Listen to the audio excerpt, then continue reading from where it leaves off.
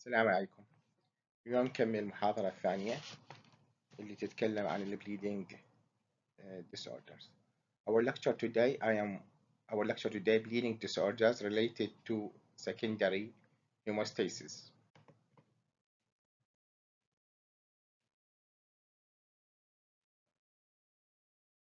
I am أستاذ مساعد دكتور بسام محمد حميد. Lecture objectives. At the end of this lecture, we will hope that students will be able to use laboratory investigation for hemophilia diagnosis, use laboratory investigation for Wöhlbrand disease, and use laboratory investigation for disseminated intravascular coagulation.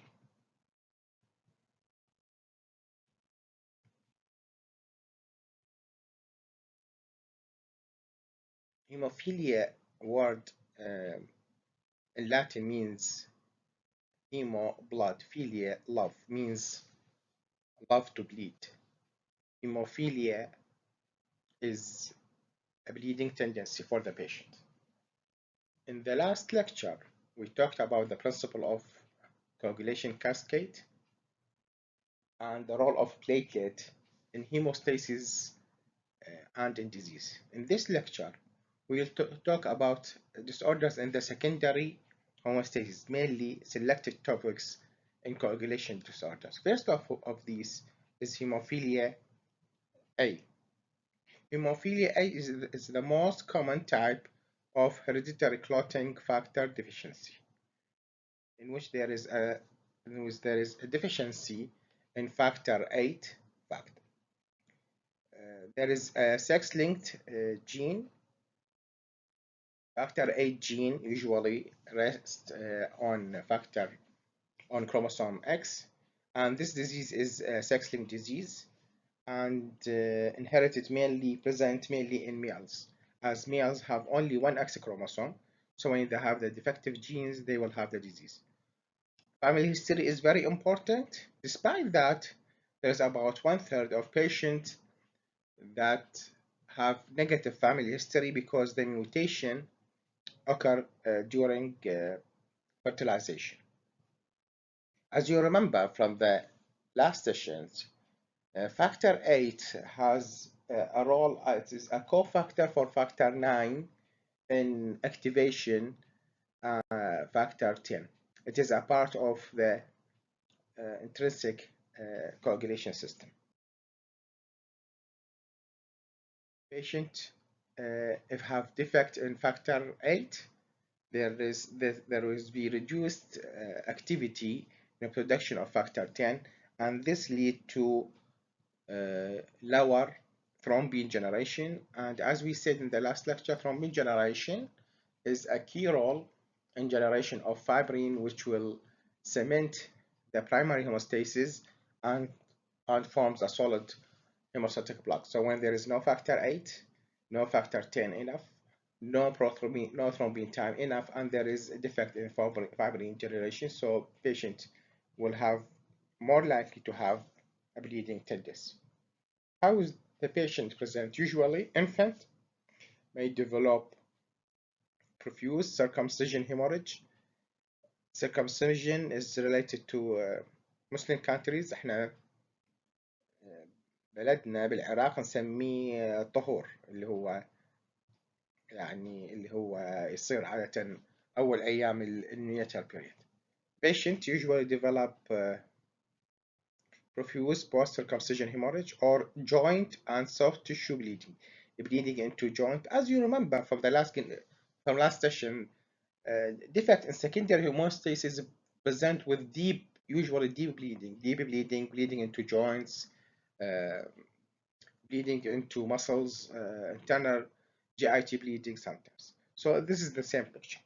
In this, patient may have bleeding after circumcision or bleeding into the knees. When the child starts to crawl, يبدأ الطفل يزحف على الأرض، يصير عنده bruises، يصير عنده bleeding بالelbows بالknees، اللي هي هاي features of activity. Recurrent painful hemoarthrosis and muscle hematoma dominate the clinical picture. Facet hemoarthrosis bleeding into the joint, muscle hematoma bleeding into muscle compartment, and patient may have a joint deformity or disability. Patient may present with prolonged bleeding after dental extractions. In a rare condition, the patient may develop hematuria, that is to say, bleeding into urine, gastrointestinal hemorrhage as melena, sometimes with obstruction resulting from the intramucosal bleeding. This means that bleeding into the GIT mucosa may enlarge and block the GIT, and patient may present, especially in children, as intestinal obstruction. As you see in this illustration, important site for bleeding into the joint, called hemoarthrosis. If a chronic and repeated joint, they may have a joint deformity. Bleeding into muscles may cause ischemia to the muscles because of compression, ischemia to the muscles and scarring of muscles, and may lead to compression of nerves because these muscles, what is called, if you remember from anatomy, what is called compartment syndromes, all muscles enveloped in fascia and bleeding into muscles, there is no space for the blood, so will compress blood vessels and nerves. Compressing nerves lead to uh, de-innervation and muscle atrophy, and compression to blood vessels lead to ischemia and scarring. Sometimes the bleeding may present in abnormal site like retroperitoneal bleeding or intracranial bleeding, which is very severe and life-threatening condition.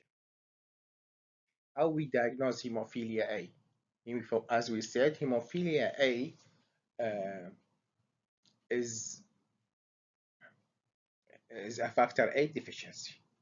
So what we expect in the laboratory investigations, or pathway involved in factor VIII will be prolonged. So we have activated partial thromboplasmin time. PTT will be prolonged. On the other hand, PT, which is mainly measures the extrinsic pathway, is usually normal. When we measure a factor VIII, it will be markedly decreased. Platelet function usually normal, as there is no abnormality in prothrombin time. So, in patients present with early life bleeding tendency, and we do PTT, we have three differential diagnoses. Mainly, we have three common inherited disease. These are hemophilia A, that is to say, factor VIII deficiency, hemophilia B, that is factor IX deficiency, or called Christmas disease, or a von Brandt disease. As a von Brandt, it is a factor that protect factor VIII from degradation. So when we have prolonged partial thromboplasmin time PTT, we must measure factor VIII, factor IX, and von Brandt factor. In this condition, in hemophilia A, factor VIII will be low, factor IX will be normal, and von Brandt factor will be low. This picture shows joint deformity in a patient with hemophilia A. As you see, deformed knee joint, and as you see in the picture, there is contraction, there is muscle scarring and fibrosis. This lead to contraction of muscles. Here we see as there is muscle atrophy, this leg is better, and this is spasm because of repeated bleeding and hematoma affecting the thigh muscles. This is classically present in patient poorly treated hemophilic patients. The second disease that is closely mimic and goes hand with hemophilia A, factor IX deficiency, what is called hemophilia B, or Christmas disease. Hemophilia B also inherited disease due to factor VIII deficiency or mutations with clinical features identical to hemophilia A. The only difference is that hemophilia B is less common, than hemophilia A. So when we said we have almost the same clinical features, PTT will be prolonged, prothrombin time PT will be normal, platelet count normal, platelet function normal. So we have PTT prolonged, we must measure factor 8, 9, and Willebrand factor, and we will see that factor 8 normal, Willebrand factor normal, and factor 9 will be reduced. The, the third inherited disease is Willebrand disease. As we said from the last sessions, Willebrand have dual functions in hemostasis. First, it's involved in platelet adhesions. So that is to say, bridges the gap between subendothelial collagen and the platelet. Willebrand factor will bridge the space between subendothelial collagen and the platelet. So it has a role in platelet adhesion. Second, Willebrand factor is a carrier for factor 8, so prevent degradations. So when we have a Willebrand disease or Willebrand deficiency, usually the first difference is usually autosomal dominant. That is to say, not X-linked, differ from both hemophilia A and B. Autosomal dominant are usually more common in females. It affects primary hemostasis and secondary hemostasis. It affects primary hemostasis in a way that is usually related to abnormal platelet functions. Platelets in Willebrand disease unable to adhere properly to the site of injury. So it will present with abnormal platelet function and will affect primary hemostasis. Also, it will affect factor 8, when there is a Willebrand factor deficiency, factor 8 will be cleared from the circulation. So we will have a factor 8 deficiency. So it will affect both dual primary hemostasis and secondary hemostasis. As a consequence of that, bleeding clinical features of Willebrand disease is slightly different. It presents more common in female, autosomal dominant, so it is more common than hemophilia. Also present with mixed type of bleeding, that is to say, bleeding due to defect in primary hemostasis and the bleeding because of secondary hemostasis. The patient may present with purpura, epistaxis, menorrhagia, bleeding from mucosal membranes. Also present from, in severe condition, may present with hemoarthrosis, muscle hematoma, deep bleeding, similar to hemophilic patient.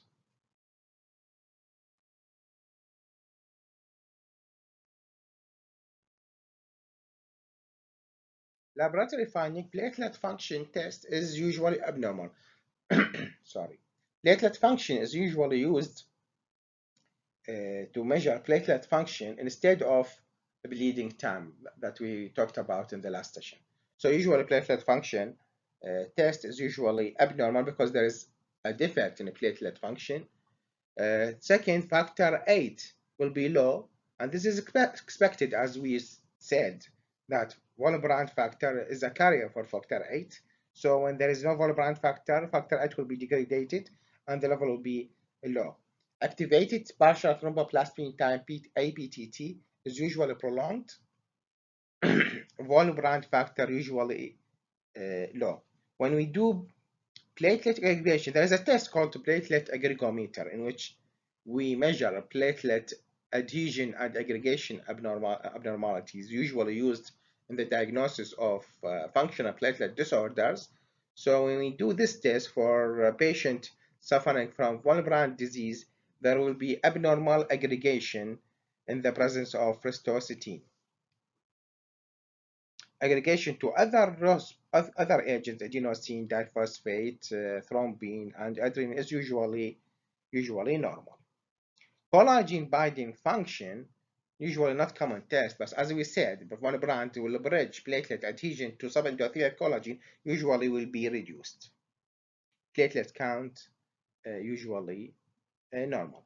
So we are here covering the most important inherited coagulation factors that mainly occurs in coagulation cascade or secondary hemostasis. Now we will move to disseminated intravascular coagulation. There are many acquired conditions that lead to bleeding tendency and defect in secondary hemostasis.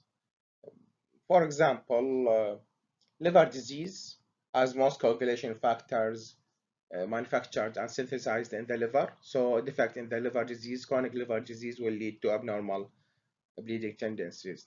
Also malabsorptions, vitamin K deficiency, all these will lead to reduced function of coagulation factors, mainly factor 10, 9, 7, and 2.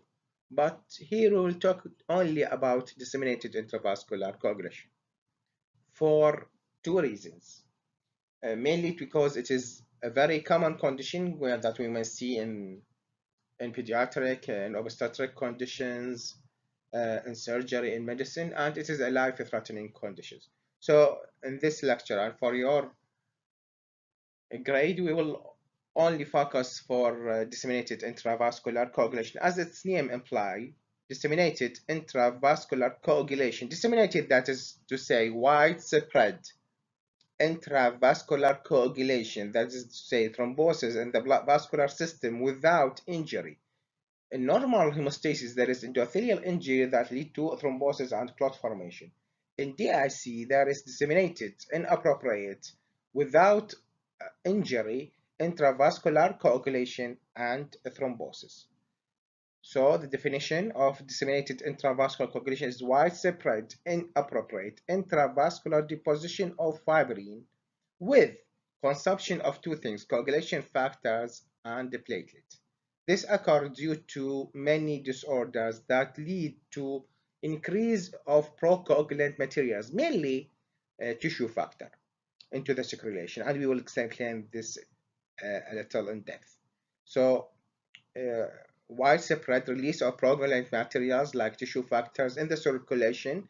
This will lead to widespread endothelial injury and induce primary and secondary hemostasis. Clinical features of disseminated intravascular coagulation may be in two forms, either severe hemorrhage because of consumption of coagulation and platelet, and as you know already that platelet and coagulation factors are the main pillars for hemostasis. So when these two materials consumed, the patient will have severe bleeding. And paradoxically, the patient may be suffer because of a thrombosis, because of platelet activation and thrombosis, a certain vascular system that patient may present with infarction and severe and ischemia. So patient may develop either a bleeding tendency or infarction and thrombosis or a mixture of both. Most common presentation usually bleeding tendency, about 90%. A lesser common presentation is infarction, ischemia, and tissue infections. Pathogenesis. Pathogenesis, that is to say, how the disease evolved. Pathogenesis explains the relationship from the cause to the sign and symptoms and pathological findings. The term pathogenesis means the generation of the disease, how the disease is generated, how the disease is evolved, how the cause of the disease will manifest its manifestation. So we'll talk few words about pathogenesis of disseminated intravascular coagulation. The key event in this condition, DIC, is increased activity of thrombin. And as you remember from the last session, we talk about the role of thrombin in generation and activation of coagulation factors. So we have also here thrombin generation, improper thrombin generation that cannot be neutralized by anticoagulant materials like antithrombin or protein S or protein C. So the first event is there is a generation of a thrombin. Thrombin generation results usually from tissue factor. Tissue factor is usually expressed and enveloped below endothelial cells. In DIC, tissue factors may released into the circulation either from damaged tissue, so damaged tissue will release tissue factor into circulation, huge amount of tissue factor because of extensive tissue damage, like in septicemia, like in multiple trauma patient, like in severe burn patient. All these will cause extensive tissue damage, and these damaged tissue will release tissue factor. Also, sometimes tissue factor present on tumor cells, and these tumor cells will upregulate and increase expression of tissue factors or circulating monocytes in inflammatory conditions. These all lead to increased expression of tissue factors. Many factors lead to increased expression of tissue factors. These will lead to improper generation of thrombin. After generation of a thrombin, fibrin will be formed. Fibrin, thrombin, by action of thrombin is to change fibrinogen, which is insoluble materials, into, change fibrinogen, which is soluble materials, into fibrin, which is insoluble material. Fibrin in the microcirculation, microcirculation will be deposited on the endothelial cells. So fibrin, as a result of activation of thrombin, will be deposited on the endothelial cells and contribute to the coagulation factors.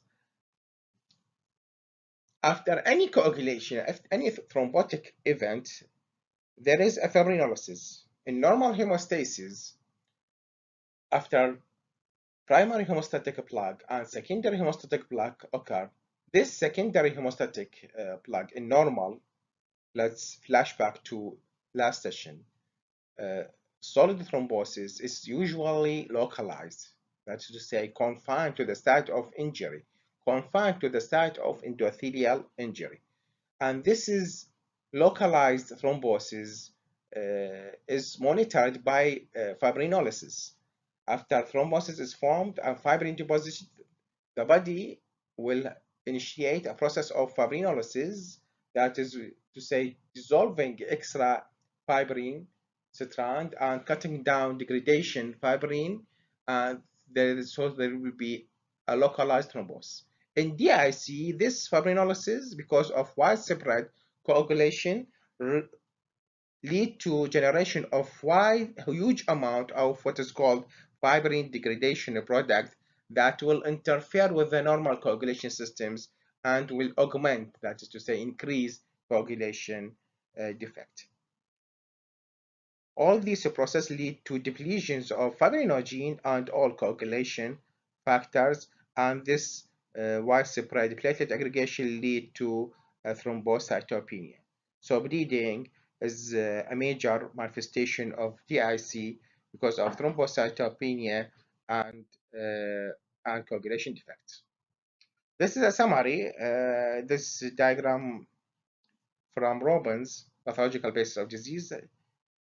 It summarizes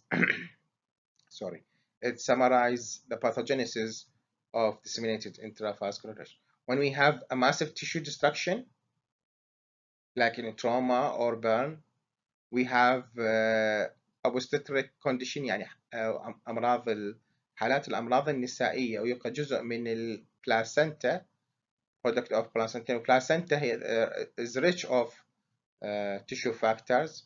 When there is septicemia and activation of inflammatory response and monocyte activations, and when there is endothelial cell injury, all these lead to the activation of tissue factor. Endothelial cell injury will induce platelet aggregations, and platelet aggregation activation will cause activation of primary hemostasis, and tissue factor release lead to secondary hemostatic effect. These both will cause widespread microvascular thrombosis. So the end result of these multiple etiologies will lead to the generation of widespread microvascular thrombosis. What will happen here? This thrombotic event will block the vascular system, lead what is called microangiopathic hemolytic anemia. That is to say, hemolytic anemia, hemolysis of RBC, is due to fibrin strand deposit in the microcirculation. Microangiopathic hemolytic anemia means there is RBC hemolysis because as the RBC pass in the microcirculation, it will be shattered and scissored. راح تقطع بسبب الفايبرين strand and there will be hemolysis. Vascular occlusion also will lead tissue ischemia. As expected, blood vessels will be plugged, so there is no blood, no oxygen, and vascular ischemia. Two other things will be occurs: consumption of coagulation factors and platelet because of extensive inappropriate thrombosis. This lead to bleeding and activation of plasmin. Plasmin is one component of fibrinolytic pathway, so will induce fibrinolysis and will catalyze coagulation factors. This will add more, augment more to the bleeding, and fibrin split product end results of this whole story of thrombosis that will be lead to fibrin and fibrinolysis. Degradation of fibrin will will increase fibrin degradation product. With this will cause inhibition of a thrombin, platelet aggregation, and fibrin uh, polymerization. This diagram is very important. You need to go through it and read the text because it is important subject to deal with. So now we are talking about the causes of disseminated intravascular coagulation. Yeah, I see. First, infection. Infection can cause severe disseminated intravascular coagulation because of the septicemia, for example, causing severe inflammatory response and increased tissue factor expression by neutrophil and by monocyte, and this increased tissue factor will induce disseminated intravascular coagulation. In addition, certain types of bacteria cause materials may carry materials similar to tissue factor action in their bacterial wall. So these bacteria may induce disseminated intravascular coagulations. Malignancies, especially adenocarcinoma, as you may cross it in previous sessions about neoplasia. Malignancy, especially adenocarcinoma, may express tissue factor into the circulation and induce disseminated intravascular coagulation. Obstetric complication like intrafetal death, preeclampsia, intrauterine hemorrhage, placental abruption, all these there is abnormality in the placenta, and placenta rich in tissue factor. These tissue factors will be secreted into the maternal circulation, and in maternal circulation they will induce coagulation cascade and lead to improper thrombin generation and formation of disseminated intravascular coagulation. Hypersensitivity reaction, especially if anaphylaxis or abnormal wrong blood transfusion. So hypersensitivity reaction will lead lysis to RBC or allergic reaction and induce tissue factor activities. Widespread tissue damage, like in multiple trauma patient from blast, from road traffic accident, from falling from high building, all these will lead to extensive tissue damage, severe burn. All these lead to extensive tissue damage, and this will release a tissue factor and cause disseminated. Miscellaneous condition for example, like snake venom, الأفاعي, سم الأفاعي have thrombin-like materials in their venom. بالسم مالتهم يكون عندهم مادة تشبه الثرومبين, so induced DIC conditions. Laboratory diagnosis of disseminated intravascular coagulation. As we expect, a bleeding time will be prolonged as patients usually have thrombocytopenia. So as we said in the previous lecture, bleeding time usually measure primary hemostasis, and we have defect in primary hemostasis as there's no platelet. Platelet count usually decreased and low. Prothrombin time and partial thromboplastin both prolonged because there is consumption of coagulation factors. Almost all coagulation factors will be consumed, so will be prolonged PT and PTT.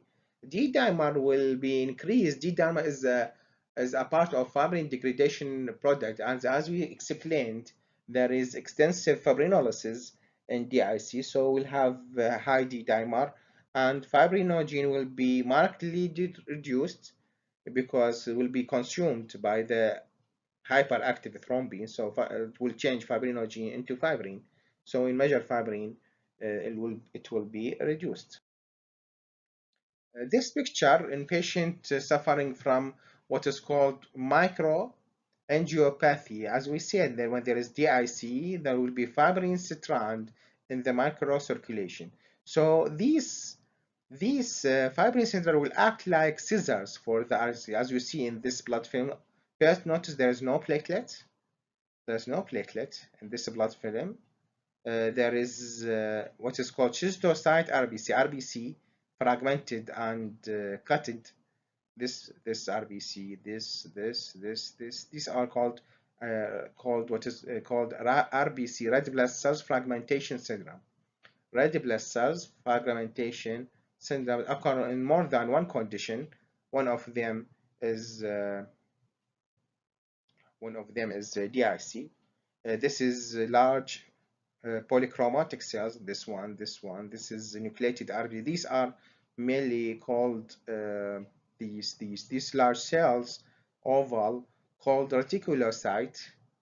Reticulocyte means there is a hemolysis of RBC, so more and more mature red blood cells will appear on circulation. So combination of reticulocytes and thrombocytopenia, low platelet, and red blood cell fragmentation, the diagnosis is microangiopathic hemolytic anemia. In this picture, we show different presentation of disseminated intravascular coagulation. In the upper view, you see there is ecchymosis and hemorrhage beneath soft tissue and skin. This is a hemorrhagic manifestation of disseminated intravascular coagulation. While in the lower picture, as you see, there is a blue discoloration of both feet because of there is occlusion of the vascular system, there is a thrombosis, and there is ischemia, and the blood not reaching enough to the peripheral side. So the IC can present with hemorrhagic manifestation or present with ischemia. Okay, we reach our last slide. I hope you so you do so a sort of self-assessment. You by reviewing the previous two sessions. What are the screening tests for bleeding tendency? This is mainly in the first session. What are the pattern of presentation in a bleeding tendency? We said there are two patterns, either mucocutaneous bleeding or deep bleeding, and we said mucocutaneous bleeding related to defect in primary hemostasis, while deep bleeding, joint bleeding related to coagulation disorders. I like you to review and focus mainly on laboratory diagnosis of idiopathic thrombocytopenic purpura, hemophilia A, hemophilia B, Willebrand disease, and DIC. And it's lovely to go again and review pathogenesis of uh, disseminated intravascular coagulation. Thank you. I hope you find this lecture is useful. I will send you a review video and maybe a link for YouTube for this lecture for better access. Thank you and have a good day.